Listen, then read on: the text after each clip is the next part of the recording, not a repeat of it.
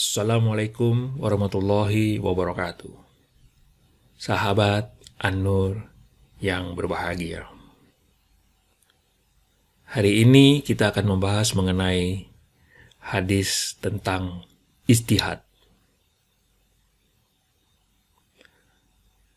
Mu'adz bin Jabal radhiyallahu anhu mengisahkan ketika Muhammad Rasulullah SAW mengutusnya ke Yaman.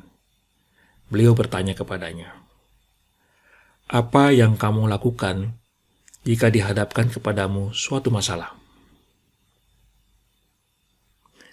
Mu'adz bin Jabal radhiyallahu anhu menjawab, "Aku putuskan dengan hukum yang ada di Al-Quran."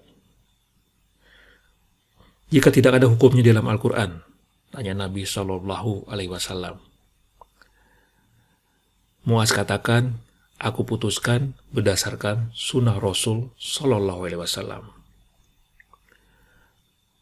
Rasulullah SAW bertanya kembali, "Jika tidak ada hukumnya dalam as-sunnah?"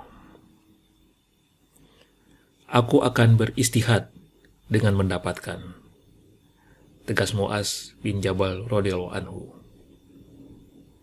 Muhammad Rasulullah SAW menepuk dadanya.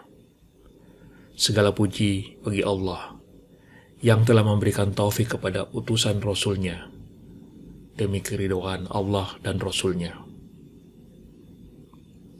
Hadis riwayat Abu Daud, Tirmizi, dan Al-Baihaqi. Ijtihad adalah suatu usaha yang sungguh-sungguh dengan mengerahkan segala kemampuan nalar untuk menyelidiki dan menetapkan hukum suatu perkara berdasarkan Al-Quran dan hadis. Suatu contoh adalah mengapa meminum minuman beralkohol diharamkan, padahal Al-Quran tidak menjelaskan soal alkohol.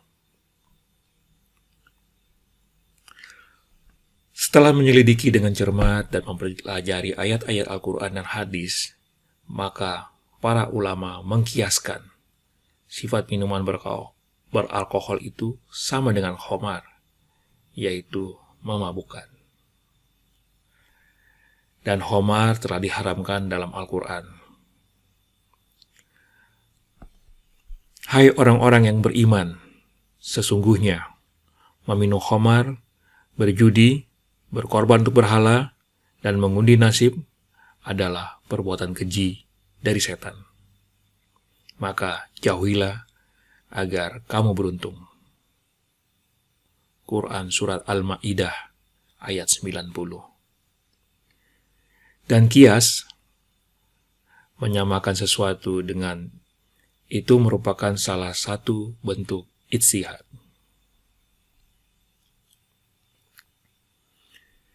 Tidak semua orang dibenarkan melakukan ijtihad.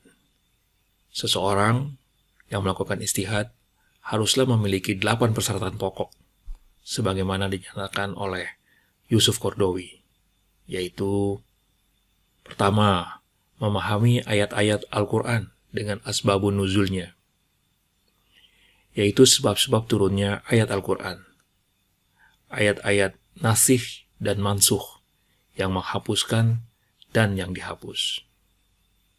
Yang kedua, memahami hadis dan asbabul wurudnya, sebab-sebab turunnya hadis. Ketiga, menguasai bahasa Arab. Keempat, mengetahui tempat-tempat ijma'. Kelima, memahami usul fikih. Keenam, memahami maksud-maksud syariat. Ketujuh, memahami masyarakat dan adat istiadatnya. Dan kedelapan, bersifat adil dan takwa.